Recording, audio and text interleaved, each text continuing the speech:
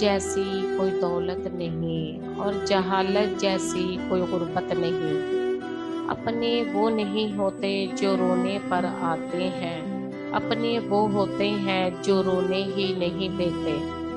हमेशा मुनफरिद किरदार रखो जैसे कि नमक, इसकी मौजूदगी महसूस नहीं होती मगर इसकी गैर मौजूदगी तमाम चीज़ों को बेजायका बना देती है।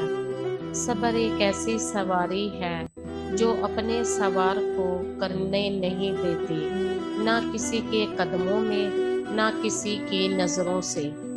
अगर मेरी जिंदगी में दुख ना होते तो मैं अपने रब के साथ दुआ का रिश्ता कैसे निभाता।